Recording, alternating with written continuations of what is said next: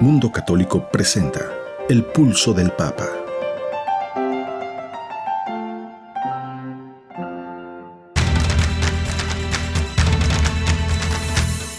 El Pulso del Papa, desde Ciudad del Vaticano. Servicios informativos de Ver y Creer. La actividad pontificia y los acontecimientos de relevancia mundial, con enlaces directos a Radio Vaticana, CENI y Vatican Information Services. El Pulso del Papa, desde Ciudad del Vaticano. Servicios informativos de Ver y Creer.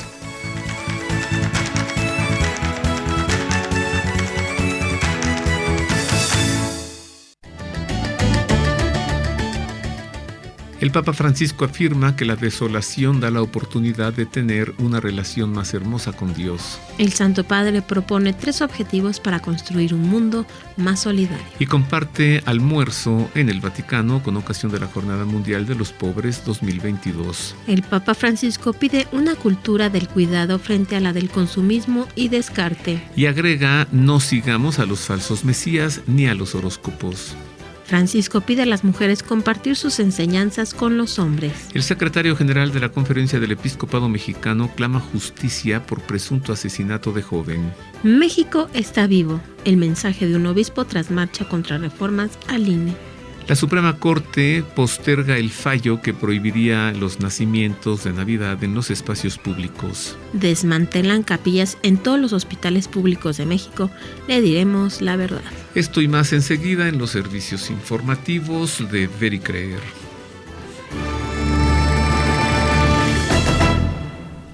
En efecto, queridos amigos, hoy muchas noticias y además hoy conversaremos con el padre Ludwig Malek y con el padre Eric Moncada acerca de el relato de la creación.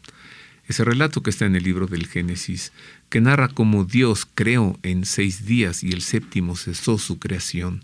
La creación del hombre también, la creación de la humanidad. Todo esto hoy. Y en nuestro editorial semanal, tus pecados te son perdonados. Y veremos, ¿tiene relación acaso las discapacidades y las enfermedades con el pecado? Todo esto y más hoy, ¿verdad, Marisa? Sí, claro que sí. ¿Estás lista para las noticias? Sí, empecemos a conocer lo acontecido en la semana en el Vaticano, Europa y Oriente Medio. Sea usted bienvenido a la información.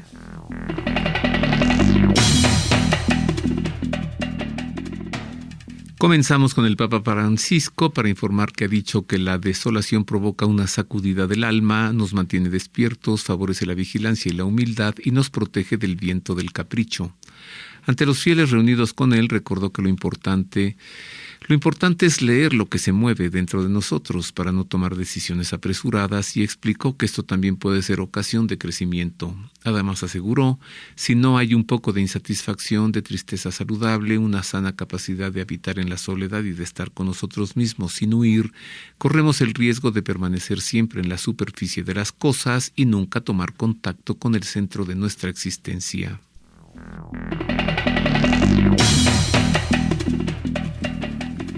El Santo Padre propuso 3 objetivos para construir un mundo más solidario que nos conciernen a todos: hacer voluntariado, trabajar por la paz y promover el desarrollo.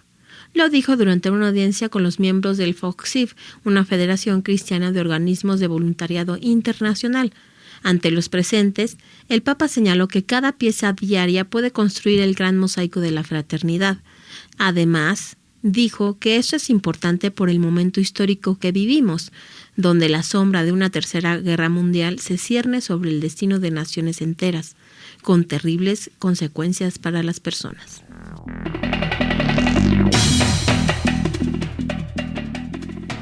El pasado domingo 13 de noviembre, Francisco asistió al almuerzo organizado con ocasión de la Jornada Mundial de los Pobres 2022. No es la primera vez que el Papa almuerza con personas necesitadas en el Vaticano. En esta ocasión llegó a la aula Paulo VI en silla de ruedas, después de dirigir el tradicional rezo del Angelus Dominical, en el que invitó a perseverar en la construcción del bien cada día. Bendijo la comida, bendijo a los presentes, a sus familiares y las intenciones que llevaban en sus corazones.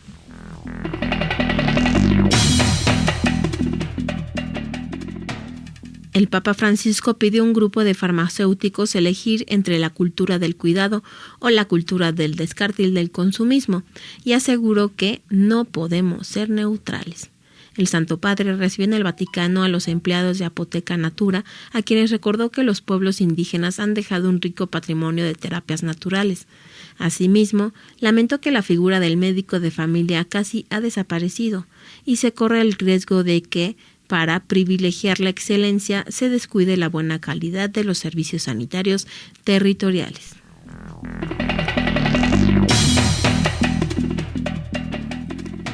Durante la misa celebrada con ocasión de la Jornada Mundial de los Pobres 2022, el Papa alertó sobre los falsos mesías y pidió comprometerse con valentía por la justicia, la legalidad y la paz.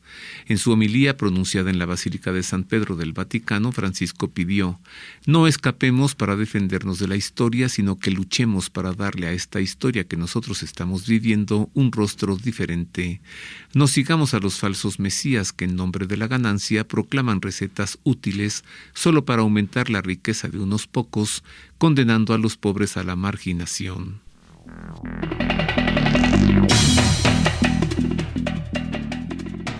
Francisco pidió a las mujeres compartir con los hombres una importante enseñanza, algo que consideró que hacen mejor. Al recibir a la comunidad del Pontificio Colegio Nepomuceno, el Santo Padre centró su reflexión en el testimonio de San Juan Nepomuceno, sacerdote mártir del secreto de confesión. Un modo apropiado de honrar su memoria es el de buscar, en la vida concreta, construir puentes allí donde hay divisiones, distancias, incomprensiones, para ser nosotros mismos puentes, instrumentos humildes y valientes de encuentro, de diálogo entre las personas, explicó el Santo Padre.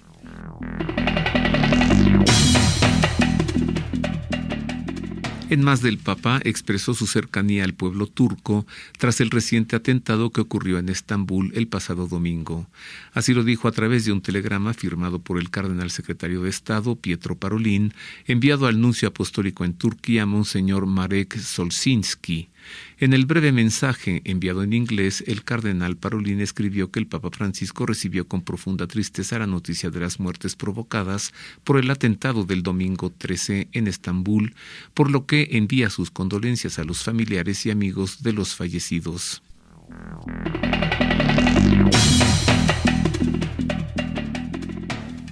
El líder de la Iglesia greco-católica ucraniana se reunió con el Papa emérito Benedicto XVI en el monasterio Mater Ecclesia y le pidió que siga rezando por Ucrania. Benedicto XVI respondió al arzobispo Sviatoslav Shevchuk que sigue rezando por Ucrania. En su encuentro, el arzobispo Shevchuk comparó al régimen nazi con la guerra en Ucrania y dijo que esta es ideológica y colonizadora. También agradeció a Benedicto XVI su carta al comienzo de la guerra.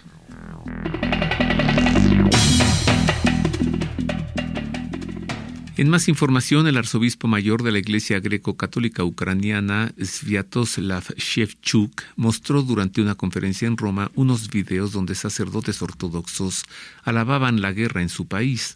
Durante un encuentro con embajadores ante la Santa Sede, Sviatoslav Shevchuk también esbozó los pasos necesarios para alcanzar la paz frente a la agresión rusa. En su informe compartió algunos hechos trágicos sobre la situación humanitaria en Ucrania y los derechos que están siendo violados en el curso de la guerra por las fuerzas rusas. Además, destacó la violación del derecho a la vida y a la seguridad, así como el derecho a la vivienda, a la asistencia sanitaria y la educación.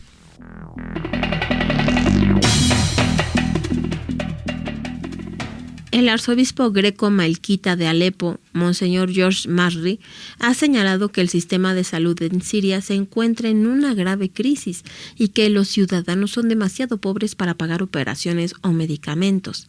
La situación afecta, en especial a los ancianos, por el aumento de precio de las medicinas. Muchos de ellos tienen que tomar varios fármacos a diario para diferentes enfermedades, dijo el prelado durante una reciente visita a la sede Ayuda a la Iglesia Necesitada en Alemania.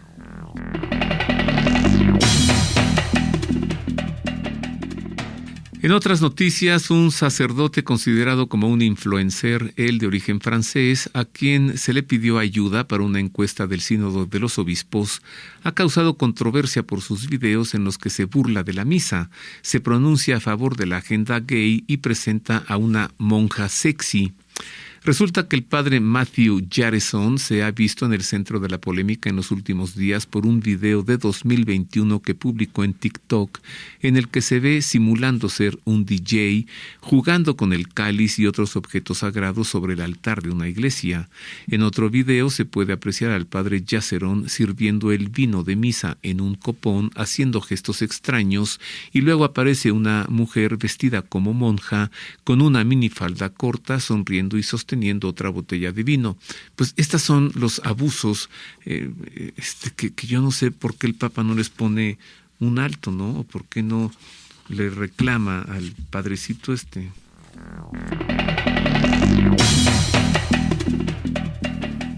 El 1 de noviembre entró en vigor en el estado de Australia Occidental una ley que obliga a los sacerdotes católicos a violar el secreto de confesión si es que en el sacramento reciben información sobre abuso sexual de menores. La norma, que se extiende a todos los ministros de culto de otras religiones, es parte de las nuevas leyes introducidas por el gobierno de Mark McGowan, primer ministro de Australia Occidental desde 2017. La pena será una multa de hasta $6,000 australianos, unos $4,000 estadounidenses.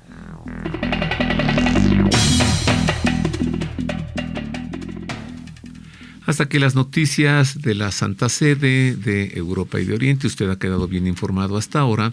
Más adelante, más información con noticias de América y también de México. Volvamos a Roma para darle a usted los detalles de la crónica de la catequesis que impartió el Papa Francisco con ocasión de la audiencia general celebrada en el aula Paulo VI del Vaticano el pasado miércoles. Radio Vaticana, la radio del Papa.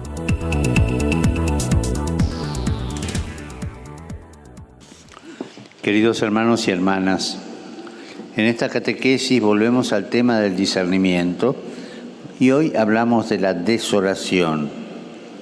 Es un estado de la vida espiritual en el que se experimenta insatisfacción, tristeza y soledad. Dios no responde, parece estar alejado, no sentimos los gustos en la oración que antes percibíamos. Y esto, lejos de ser un mal, es algo benéfico que nos ayuda a crecer, a mantenernos alerta y a ser humildes, disuadiéndonos de buscar a Dios en nuestra satisfacción. Como vemos en la vida de los santos, esta prueba puede dar un impulso a nuestra vida. Por el contrario, querer siempre vivir una serenidad ascética nos hace caer en una indiferencia inhumana. La desolación es también una llamada a la gratuidad, a no buscar jamás la gratificación emotiva. Esta es la base de una relación auténtica y madura con Dios y con los demás. Nos lleva a aceptar al otro por sí mismo, no por lo que me aporta o por interés. Si captamos en profundidad la humanidad de Cristo como puerta del cielo, podemos llegar a preguntarle, ¿cómo estás? Aprendiendo a amarle precisamente en su sufrimiento y su soledad y hacerlos nuestros. Saludo cordialmente a los peregrinos de lengua española. Pidamos a Jesús crucificado, despojado de todo, que clama a su Padre, Dios mío, ¿por qué me has abandonado? Que nos ayude a seguirlo también en la desolación, dándonos una fe sólida, una esperanza inquebrantable y una caridad capaz de abandonarse incondicionalmente a su voluntad. Muchas gracias.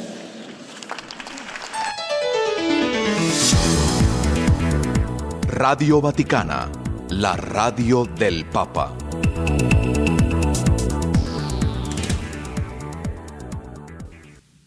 Y hasta aquí nuestro enlace con Radio Vaticana, la radio del Papa. Hagamos una breve pausa comercial. Y regresamos para conocer, para analizar, para profundizar en el relato de la creación Conversaré con el padre Ludwig Malek y con el padre Eric Moncada, ambos escrituristas, sobre este tema.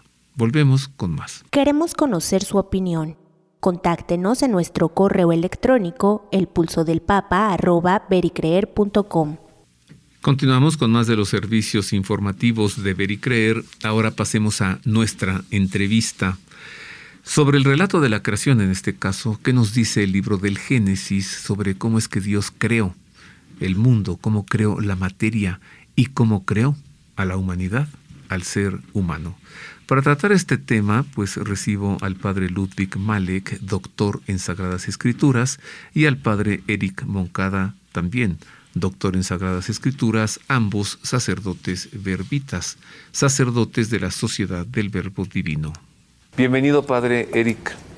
Muchas gracias, don Roberto, por la invitación, y estamos cumpliendo ya nuestro programa sexto en el año. Y ahí vamos. Sí, muchas gracias. Y gracias, padre Ludwig Malek.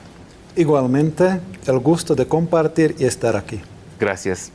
Y luego hay quien se enoja y quien se pelea porque dicen que Darwin y que el chango y pues usted, ¿no? Él desciende de ahí, nosotros no. Y hay un pleito ahí que creo que ni siquiera es nuestro, ¿no? No es nuestro. No es un pleito romano católico de la evolución. ¿Cómo comenzamos, padre Ludwig? ¿Es el relato de la creación del hombre o de la humanidad? Vamos a comenzar con el origen de la humanidad. Ajá. Ahí sí. Pero es interesante que al inicio de la Sagrada Escritura es una llamada a la vida. ¿Y quién genera la vida? Hay Dios que ofrece posibilidades, que acompaña, que está cercano. La primera palabra de la Sagrada Escritura en hebreo es Bereshit. Y luego sigue Bereshit bara Elohim. En el principio creó Dios el cielo y la tierra. Y dice, en el principio es de veras un llamado a conectarse con Dios, que es el origen de la vida. Dicen, qué interesante. Con este Dios yo quiero jugarme la vida. Vale la pena estar con Él. Confrontar la vida a la luz de las enseñanzas que se están presentando en las primeras páginas de la Sagrada Escritura.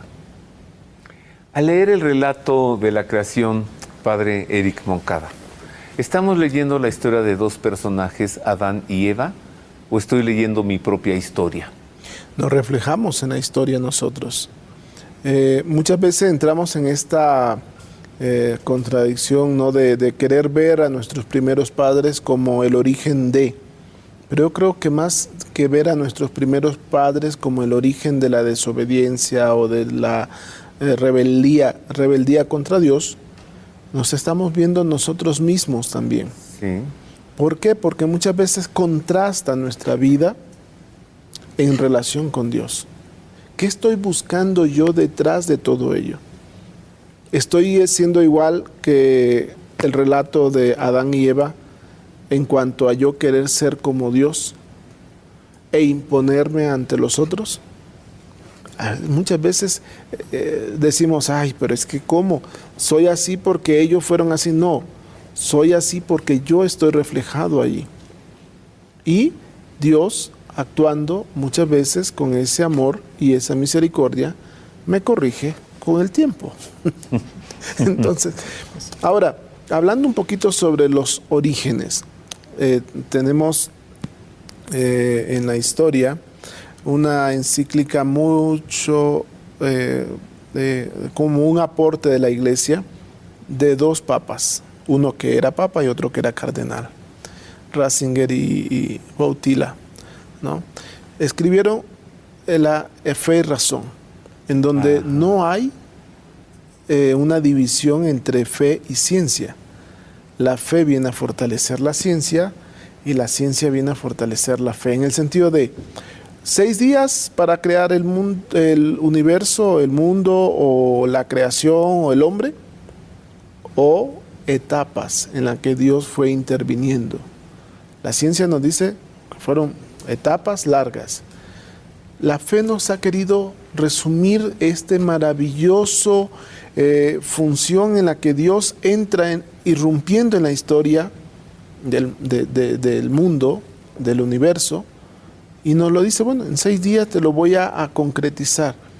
Pero no es lo definitivo, es lo que me tiene que llevar a mover mi fe en creer cómo ese Dios me ha venido creando por amor. No me creó para ser un títere, no me creó para ser un absoluto, me creó por amor. Y la creación es eso, es crear por amor. Para amar y para ser amado. O sea, así es. Dios crea a la criatura humana para ser amado por la criatura humana y Dios crea a la criatura humana para amarla. Así es. ¿Sí? Padre Ludwig, ¿nos metemos en problemas? ¿Adán y Eva son personajes históricos o son personajes teológicos? Cuidado porque nos pueden excomulgar a usted y a mí, a partir de lo que diga. Primero quiero decir que no es la única pareja que se presenta en el relato de la creación. Ajá. Antes de Adán y Eva tenemos una creación como macho y hembra. Ahí sí podemos ver la primera pareja macho y hembra que hace una distinción. Como macho y hembra que tienen sus funciones bien definidas. Adán y Eva ya es la segunda pareja. Adán y Eva, Eva quiere decir vida o viva y Adán quiere decir ser humano o humanidad. ¿Cuál es la intención? Que la humanidad tenga vida. Ya podemos recordar las palabras del evangelista San Juan. Ahí están, como Jesús dice, yo he venido para que tengan la vida y la tengan en abundancia. Pero a veces la humanidad va por otros caminos que tenemos que reconocer. Y luego hay tercera pareja, que en hebreo es ish, isha, y ahí sí podemos ver, es mujer y varón, pero en relación, en interacción.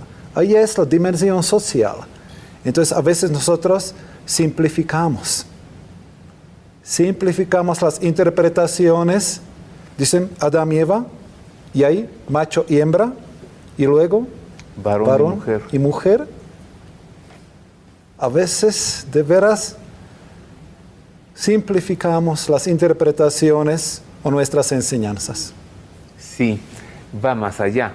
O sea, no es un relato que lo podamos ver quitándole toda su teología. Exactamente.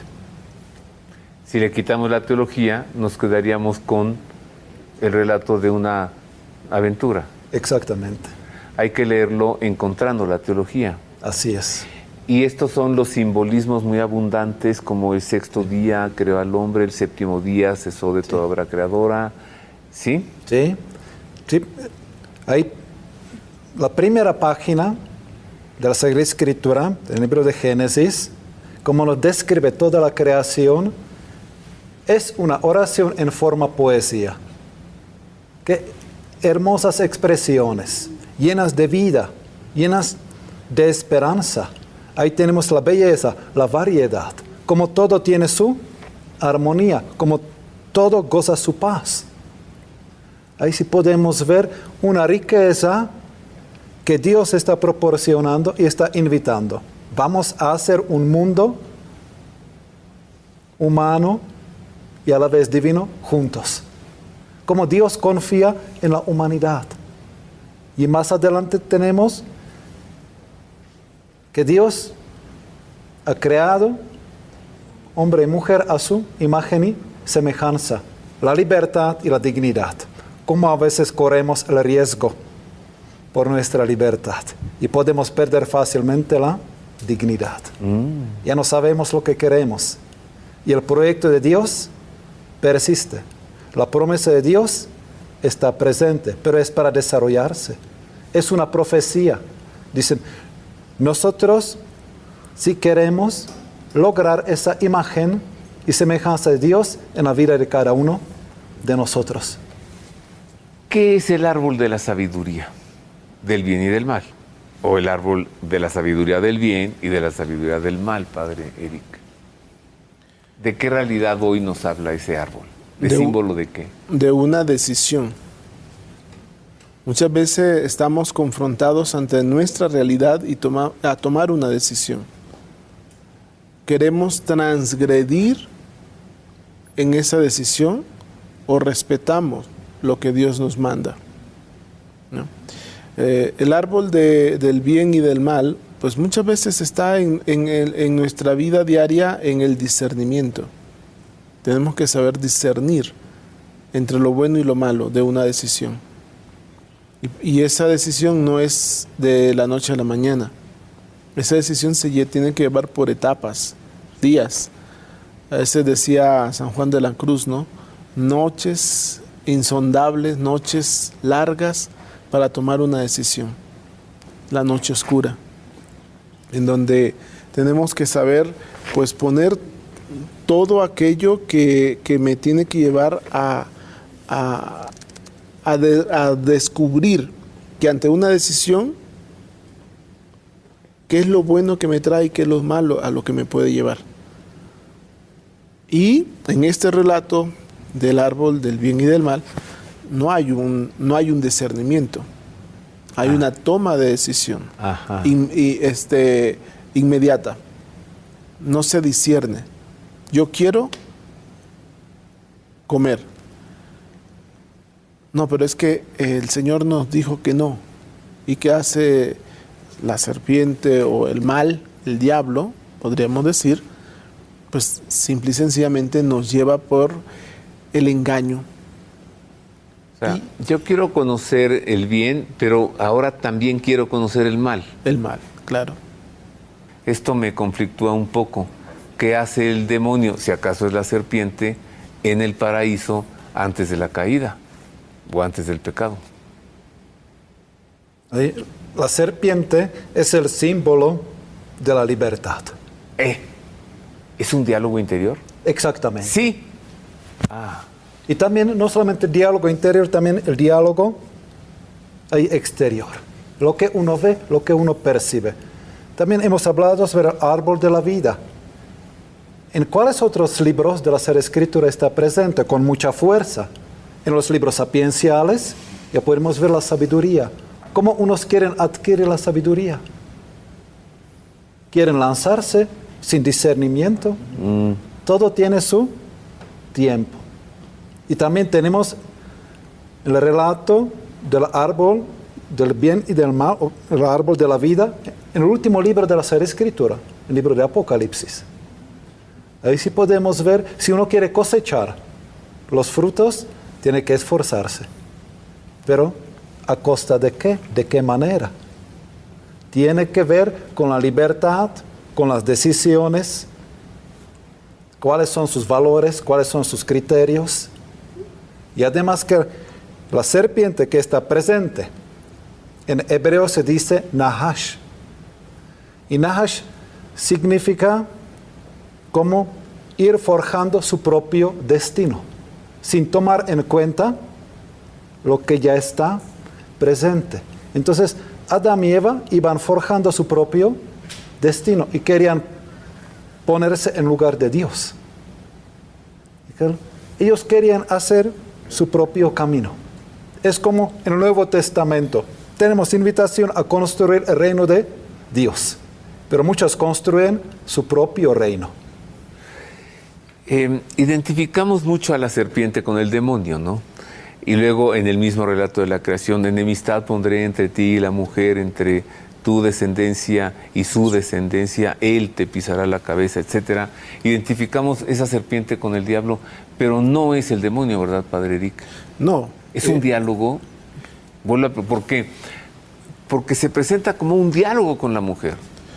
¿Cómo es que Dios les ha dicho que no coman, etcétera? Muchas veces viene a lo que ya comentaba el Padre Ludwig, ¿no? Es muchas veces la percepción de lo que yo quiero y deseo. Y que muchas veces eso que yo quiero y deseo lo tengo interiormente, pero también lo percibo por mi alrededor, por mi contexto en el que me estoy desenvolviendo. Hoy podríamos decir que tenemos muchas serpientes a nuestro lado, Pero son esas percepciones que nosotros tenemos. ¿Cuál era el anhelo de nuestros primeros padres? Llegar a ser como Dios. Eso está bien. Pero llegar a ser como Dios sin Dios, eso ya no está bien. Tomando el lugar de Dios. Tomando el lugar de Dios. Sí. O sea, proyectos a querer lo que queremos, pues muchos tenemos muchos proyectos en la vida. El doctor ha querido llegar a ser doctor. Ajá. Y ha hecho mucho esfuerzo. En teología bíblica. En teología bíblica. Pero no queremos ahí, o él no ha querido que de él fluya toda la teología, ¿no? Sino aportar. Y aquí es donde viene la diferencia entre el querer ser como Dios y el querer ser Dios.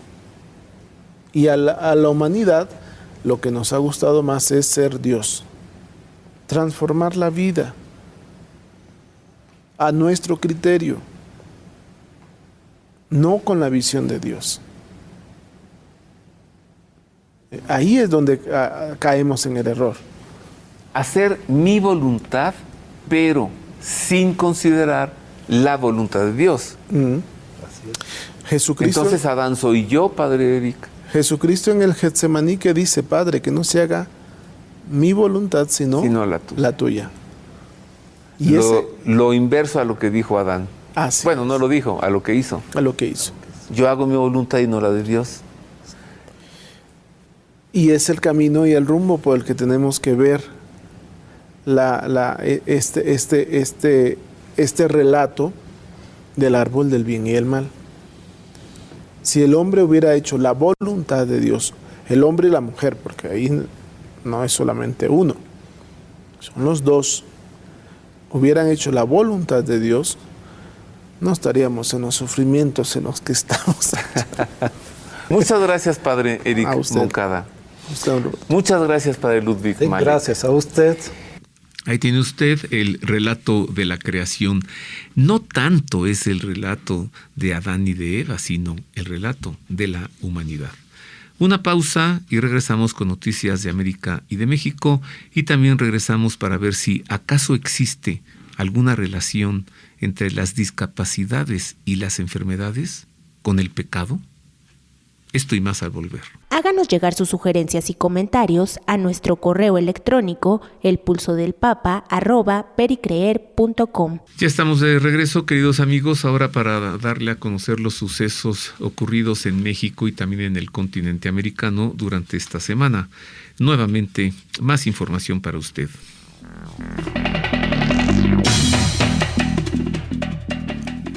El secretario general de la Conferencia del Episcopado Mexicano clamaron por justicia e hicieron un llamado a esclarecer el presunto asesino de la joven Ariadna López, caso que remeció al país y desató una confrontación entre las autoridades. Que se encuentre la verdad y que se haga justicia, los mecanismos los tienen, y que sea sobre todo el interés de que no quede impune en este caso, y que ese mismo interés se manifieste en otros cientos de casos en donde la impunidad reina, pidió Monseñor Ramón Castro Castro, secretario general de la Conferencia del Episcopado Mexicano.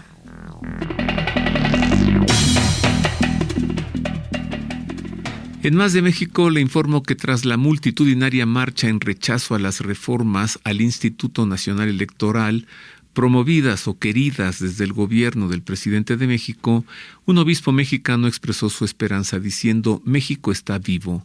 A través de Twitter, el domingo 13 de noviembre, Monseñor Héctor Mario Pérez, obispo auxiliar de la Arquidiócesis Primada de México, escribió: qué esperanzador es ver que México está vivo, que es más que grupos antagónicos. México tiene voz, México tiene alma, y su alma no está llena de rencor, sino de esperanza.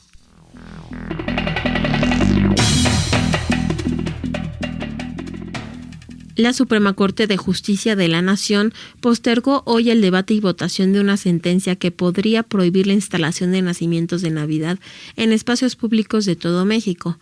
La discusión del proyecto de sentencia que propone prohibir que se instalen en espacios públicos signos que hagan alusión a una convicción religiosa específica estaba programada inicialmente para el 9 de noviembre.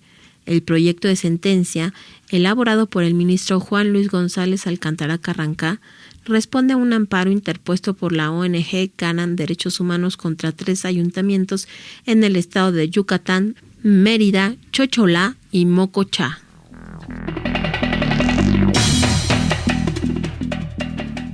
En otras noticias, usted ha de haber visto un video que ha corrido por redes sociales en el que unos albañiles están desmontando un sagrario en una capilla. Es verdad que se están levantando todas las capillas, que se están eliminando de los hospitales públicos.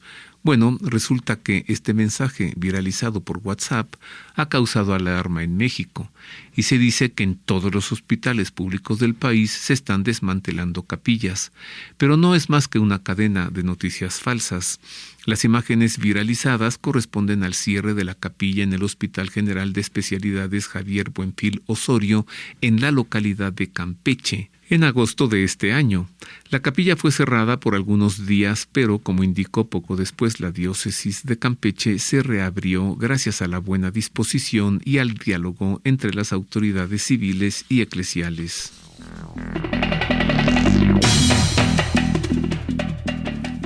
Luego de más de 20 días de paro y bloqueo en la zona de Santa Cruz de la Sierra, con una escalada de violencia y enfrentamientos que provocaron una muerte y varias detenciones, el gobierno determinó la fecha del censo poblacional, motivo del conflicto.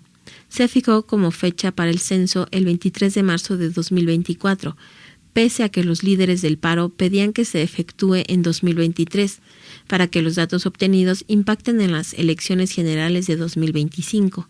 El presidente de Bolivia, Luis Arce, anunció la fecha en la madrugada del sábado, luego de una jornada de conflicto en la que 15 personas resultaron detenidas, y precisó que la distribución de los recursos se hará en septiembre de 2024.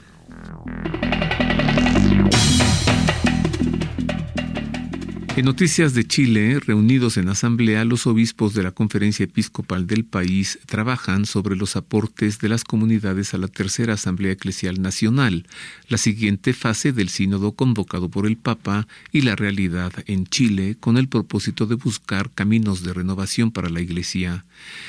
Con la Santa Misa, celebrada por el nuncio apostólico Monseñor Alberto Ortega Martín, los obispos de la Conferencia Episcopal Chilena comenzaron el lunes su asamblea plenaria número 126 en la ciudad de Santiago. Los obispos han dialogado sobre la reciente Asamblea Eclesial Nacional y se han centrado en la siguiente fase del sínodo convocado por el Papa en su etapa continental.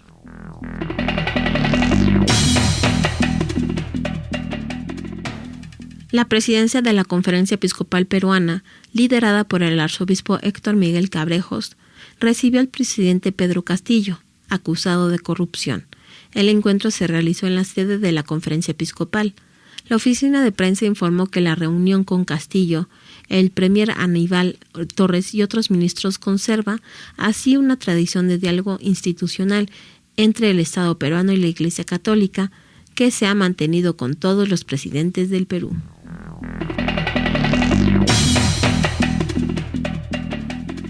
En información de Colombia, por primera vez la plenaria del Senado del país fue sede de una misa, celebrada en esta ocasión por la salud del presidente de la Cámara, Roy Barreras, quien padece cáncer.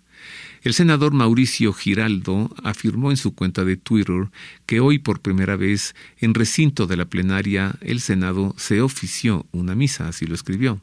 Agradezco al Padre Ángel, agregó, quien celebró esta Eucaristía en la que oramos al Señor por nuestro trabajo legislativo, demás compañeros congresistas y por la salud de Roy Barreras.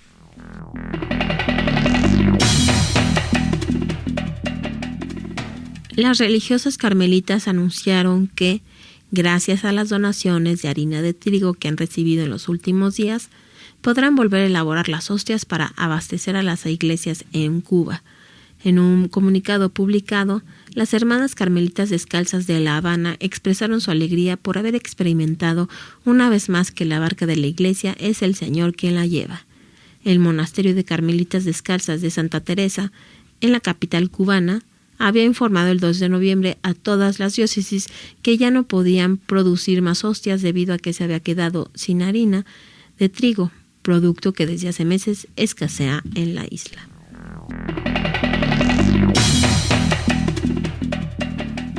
En información procedente de los Estados Unidos, le doy a conocer que la Conferencia de Obispos Católicos del país eligió como su nuevo presidente a Monseñor Timothy Broglio, arzobispo militar de Estados Unidos, y como su nuevo vicepresidente a Monseñor William Lowry, arzobispo de Baltimore.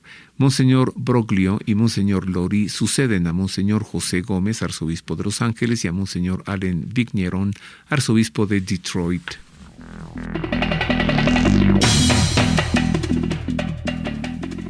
Y hasta aquí el resumen informativo de la semana de América y México. Y hasta aquí las noticias. Ahora escuchemos el editorial, que hoy tiene como título Tus pecados te son perdonados.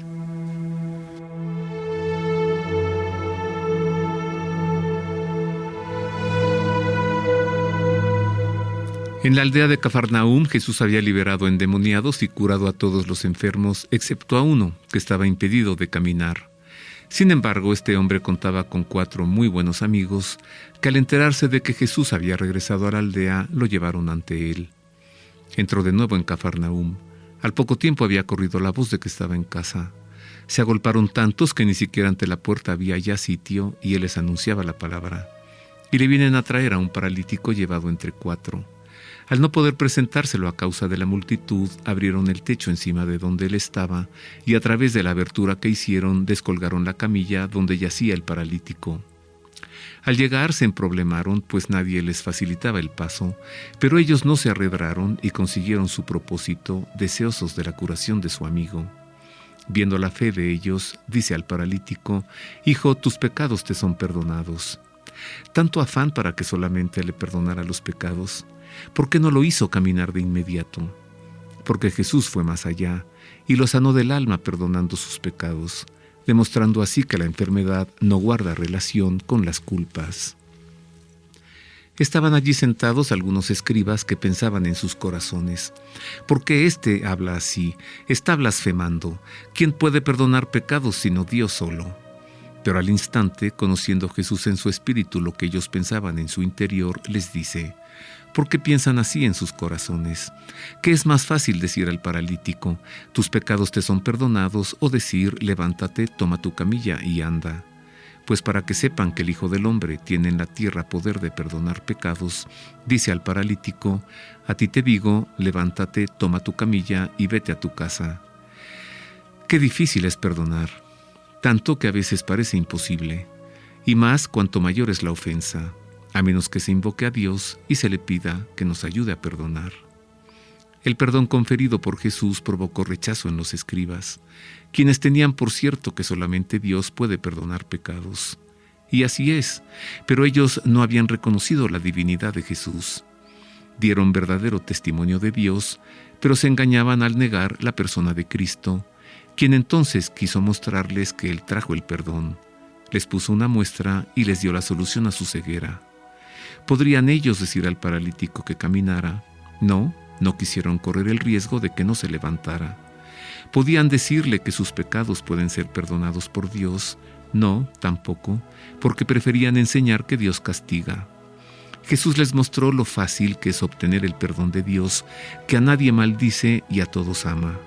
Y como signo de su divinidad, puso en pie al paralítico y lo hizo caminar, como lo hace con todo aquel que le busca. Se levantó y al instante, tomando la camilla, salió a la vista de todos, de modo que quedaban asombrados y glorificaban a Dios diciendo: jamás vimos cosa parecida. Salió a la vista de todos aquellos que le habían impedido acercarse al Señor y de quienes se habían indignado al oír que le perdonaba sus pecados. Delante de todos salió sosteniendo en la mano la camilla a la que antes estuvo sujeto en su parálisis. Jamás habían visto algo parecido, pues antes no caminaba todavía el Mesías entre ellos, pero ahora comenzaban a cumplirse los signos. Entonces se despegarán los ojos de los ciegos y las orejas de los sordos se abrirán. Entonces saltará el cojo como el ciervo y la lengua del mudo lanzará gritos de júbilo. En aquella casa se vivieron momentos de alegría, ya que el que estaba paralítico ahora caminaba y quien era un maldito ahora estaba perdonado. Es también el relato de los amigos y muestra que hemos de convertirnos en la fortaleza de quienes se encuentran postrados y llevarlos ante el Señor presentándoselos en nuestra oración.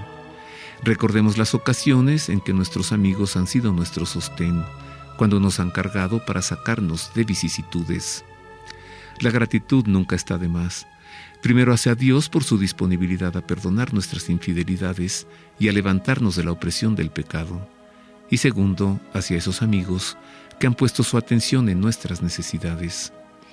Este pasaje nos enseña también el poder de la oración de intercesión, pues vemos que el paralítico no pidió nada por sí mismo, aunque sí lo hicieron sus amigos.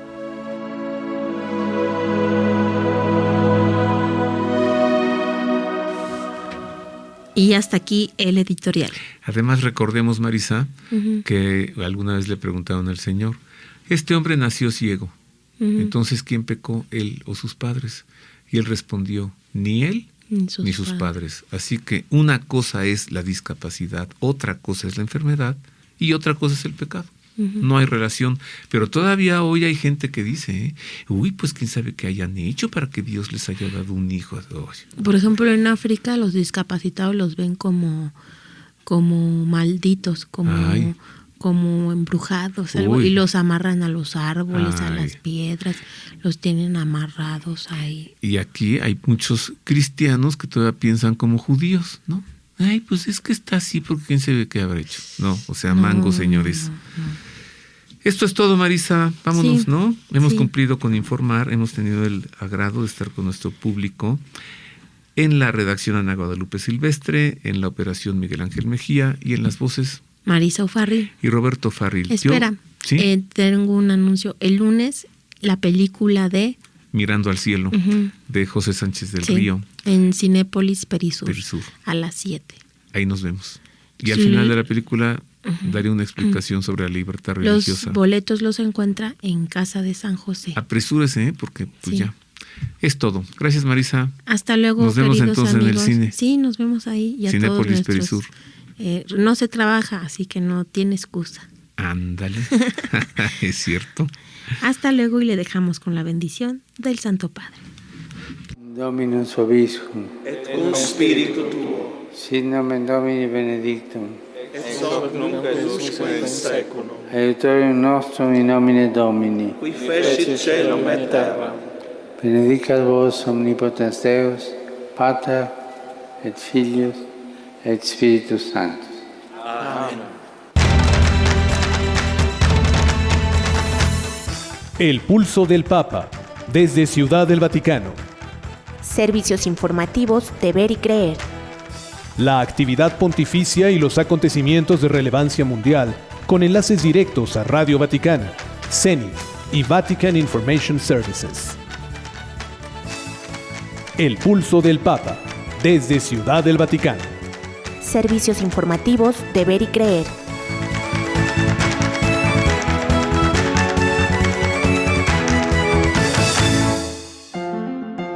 Mundo Católico presenta El pulso del Papa.